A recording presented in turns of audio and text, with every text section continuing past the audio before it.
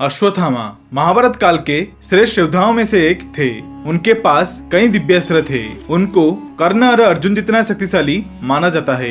वह आज भी इस धरा पर एक श्राप के कारण जीवित हैं। वह कलयुग के अंत में सभी चिरंजीवियों के साथ मिलकर कलयुग में पापियों का नाश हेतु कल्कि अवतार के सहायता करेंगे। परंतु क्या कभी आपने सोचा है कि महारथी अश्वत्थामा किसके अवतार थे? कौन से देव के अंश से अश्वत्थामा का जन्म हुआ था? वीडियो में आगे बढ़ने से पहले अगर आप भगवान कृष्ण की सच्चे भक्त हैं तो वीडियो को लाइक और कमेंट सेक्शन में राधे कृष्ण अवश्य लिखना।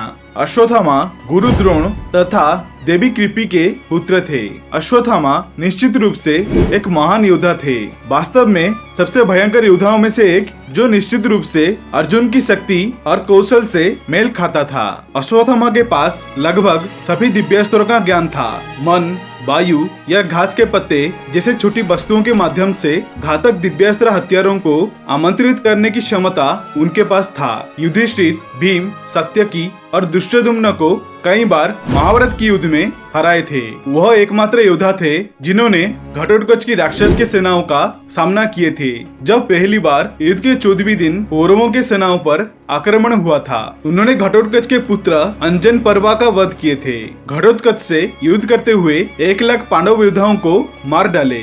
अश्वत्थामा एकमात्र ऐसे योद्धा थे जिन्होंने विराट युद्ध में अर्जुन को बराबरी का टक्कर दिए थे।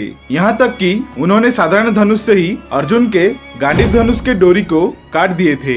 वह युद्ध में अर्जुन ने महारथी कर्ण, पितामह भीष्म, गुरु द्रोण यह तीनों महान योद्धाओं को परास्त कर दिए थे। केवल एकमात्र अश्वत्थामा ही थे जिन्होंने उनको बराबरी का टक्कर दिए थे। अंततः अश्वत्थामा के पास तीर समाप्त होने के कारण उन्हें पीछे हटना पड़ा था। गुरु द्रोण पुत्र अश्वत्थामा के माथे पर जन्म से ही मणि थी। अश्वत्थामा के माथे पर स्थित यह मणि का नाम शिरोंग रत्न था। यह मणि का भी व्यापक प्रभाव था। मणि के प्रभाव के कारण अश्वत्थामा बुरे शक्ति, बुरे स्वप्न, सर्पदंश, पशु आक्रमण, भूत प्रेत के आक्रमण तथा अप्राकृतिक मृत्यु से सुरक्षित थे। द्रोणाचार्य अपने पुत्र के मणि के लिए एक महान ऋषि के पास गए। कुछ महान ऋषियों ने यह मणि के बारे में बताया और वह जानने के बाद द्रोण अपने पुत्र के माथे पर ऐसी मणि की प्रभाव को जानकर बहुत खुश हुए थे। यह मणि उन्हें अजय और अमर भी बनाता है। यह मणि के प्रभाव से अश्वत्थामा हमेशा के लिए जवान तथा अमर बन गए थे। उन्हें मृत्यु का भय नहीं था। दरअसल गुरु द्रोण ने भगवान शिव का तपस्या कर अश्वत्थामा को पुत्र के रूप में प्राप्त किए थे। अश्वत्थामा भगवान सदाशिव से उत्पन्न 11 रुद्रों में से एक रुद्र के अंश अवतार हैं। हमारे सनातन धर्म में 33 कोटि देवी देवताओं का पूजा किया जाता है। 33 कोटि अर्थात 33 प्रकार के, जिनमें 12 आदित्य, 11 रुद्र, 8 वसु और 2 अश्विनी कुमार आते हैं। 11 रुद्रों का उत्पन्न स्वयं परम ब्रह्म परमेश्वर सदाशिव से हुआ था। वह 11 रुद्रों का नाम था कपाली, पिंगल, भीम, विरूपक्ष, बिलोहित, शास्ता, अजपाद, अपिबुद्ध्य, शंभु, चंड तथा भव।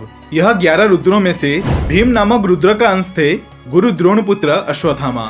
अश्वत्थामा का जन्म केवल भगवान रुद्र के अंश से नहीं बल्कि काम, क्रोध, यम तथा रुद्र यह 4 देवताओं के अंश से हुआ था। अश्वत्थामा सभी तरह की अस्त्र शस्त्र में पारंगत थे। उन्हें कोई भी मार नहीं सकता था क्योंकि वह स्वयं भगवान शिव के ही अंश थे। पिता द्रोणाचार्य ने उन्हें धनुर्विद्या का ज्ञान प्रदान किए थे। द्रोण ने अश्वत्थामा को धनुर्विद्या के सारे रहस्य बता दिए थे। अश्वत्थामा के पास कई दिव्यास्त्र थे जैसे कि अग्नेयास्त्र, वर्णास्त्र, प्रजन्य अस्त्र, वायव्य अस्त्र, ब्रह्मास्त्र, नारायण अस्त्र, ब्रह्मशिर अस्त्र आदि। यह सभी अस्त्र उनके पास था। नारायण अस्त्र एक ऐसा अस्त्र था जिसका ज्ञान केवल गुरु द्रोण के पास ही था, जिसे उन्होंने उनके किसी अन्य शिष्यों को नहीं दिए थे। वह एक विनाशक अस्त्र था। उसका प्रयोग अश्वत्थामा ने महाभारत के 14 दिन के युद्ध में किए थे, जिसके बाद 5 पांडवों समेत सारी पांडव सेना को हारना पड़ा था। युद्ध के 18वीं रात को जब भगवान शिव ने उनके शरीर में प्रवेश किए थे तो वह अजय बन गए थे, जिससे उन्हें पांडव शिविर के शेष सभी योद्धाओं का वध करने में सहायता मिली। भगवान श्री कृष्ण ने भी अपनी मानसिक शक्ति से यह जान लिए थे कि भगवान रुद्र के शरीर में प्रवेश करने के कारण अश्वत्थामा अजय हो गए हैं और इस प्रकार वह 5 पांडवों भाइयों को अपने साथ पांडव शिविर से दूर ले गए। बाद में जब अश्वत्थामा ने श्री कृष्ण के ऊपर ब्रह्मशिरा अस्त्र का प्रयोग किए थे तो उसे रोकने के लिए अर्जुन ने भी ब्रह्मशिरा अस्त्र का संधान किए थे। अगर वह अस्त्र वापस में टकरा जाती तो ब्रह्मांड का विध्वंस सुनिश्चित था। इसलिए वहाँ पर महर्षि वेदव्यास आकर उन दोनों महान दिव्यास्त्रों के मध्य खड़े हो गए और अर्जुन तथा अश्वत्थामा को अपने अपने अस्त्रों को वापस लेने को कहे। अर्जुन ने तो अपने अस्त्र को वापस ले लिए, परंतु अश्वत्थामा के पास यह ज्ञान नहीं था। इसलिए उन्होंने ब्रह्मशिर अस्त्र का दिशा बदलकर उत्तरा के गर्भ के ओर छोड़ दिए, जिसे देख भगवान श्री कृष्ण अत्यंत क्रोधित होकर उनके माथे से उनके मणि को निकाला और उनको श्राप दिए कि उनकी मृत्यु नहीं होगी, मृत्यु उनके पास नहीं आएगी। वह पानी और अन्न के तलाश में इधर उधर भटकते रहेंगे और वो कलयुग के अंत तक असहाय पीड़ा में जीवित भटकते रहेंगे।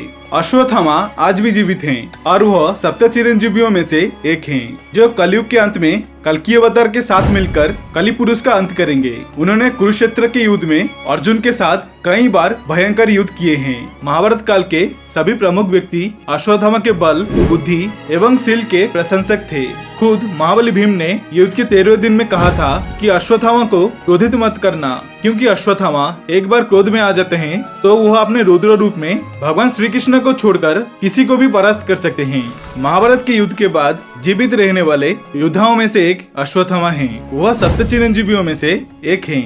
नर्मदा नदी के परिक्रमा करने वाले बहुत कम लोग एवं संतों ने अमर अश्वत्थामा को देखे हैं या शूलपनेश्वर वन्य जीव अभयारण्य में उनसे मिले हैं, जो मध्य प्रदेश और गुजरात में फैला हुआ है। उन्होंने उनकी सहायता किए थे और उनमें से कुछ की जान भी बचाई थी और फिर अचानक से अदृश्य हो गए थे। वह किसी से बात नहीं करते और जिन लोगों ने उनको देखा है उनके अनुसार वह 10 से 12 फीट के थे तथा उनके माथे पर बड़ा निशान था जिससे रक्त बह रहा था। मध्य प्रदेश के महू के समीप 12 किलोमीटर दूर स्थित खोदरा महादेव के मंदिर को अश्वत्थामा की तपस्या स्थली माना जाता है।